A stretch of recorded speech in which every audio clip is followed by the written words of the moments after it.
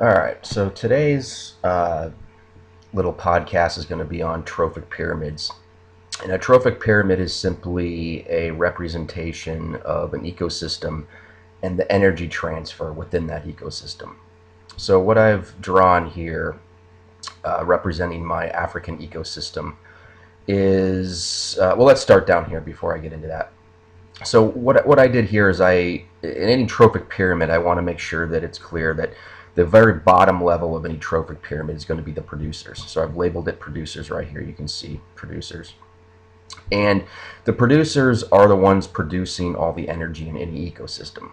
And they do this via photosynthesis. So these plants will using the energy from the sun, they will take in water, they will take in carbon dioxide, rework the carbon dioxide and water to form glucose. And glucose will then become the energy of an entire ecosystem.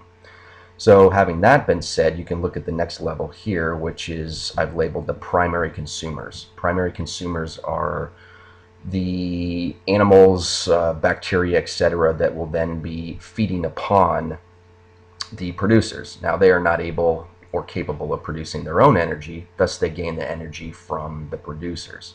And this is represented in the trophic pyramid here, because you can see that, now again, these are just random numbers. I've thrown these on here. Obviously, these are not realistic, but I have down here 10,000 calories. And the reason I say 10,000 is it's easy to see that 90% of all the energy produced by the producers down here is lost via heat and metabolic processes going towards the next step. So this next step here, the primary consumers will only have available to them 10% of the energy that was available down to the acacia trees and the producers of that ecosystem.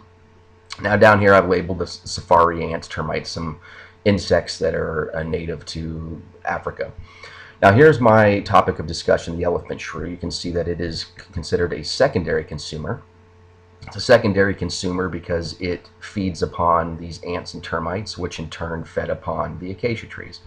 And you can see that because each level loses 90% of the energy, there is now, it went from 10,000 calories down here to 1,000 calories here, and now only 100 calories down here. We're losing 90% of the energy each level we go. My elephant shrew is then consumed or eaten by a black mamba, which would be the tertiary or third level consumers. And the black mamba is in turn consumed by, in this case, the top predator of this limited ecosystem would be the honey badger. So you can see that again, the energy transfer. So again, 100% of the energy is available down here during photosynthesis. Photosynthesis transfers that energy to chemical energy in the form of glucose or sugar. It is then consumed by these insects, which lose 90% of the energy in between, and et cetera, et cetera. And that's what a trophic pyramid. It basically outlines the energy transfer across an ecosystem.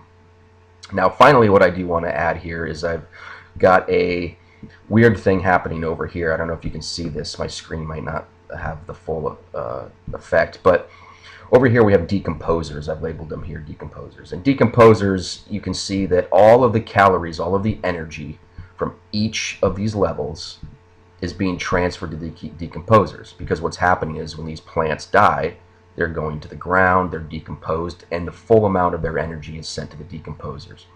Now, decomposers consist of mushrooms, bacteria, and what they're doing is they're gaining all of the calories, all of the energy from these dead organisms. So I hope that makes sense. Again, that is a trophic pyramid. The trophic pyramid is a summation of the ecosystems from the producers on up to the consumers.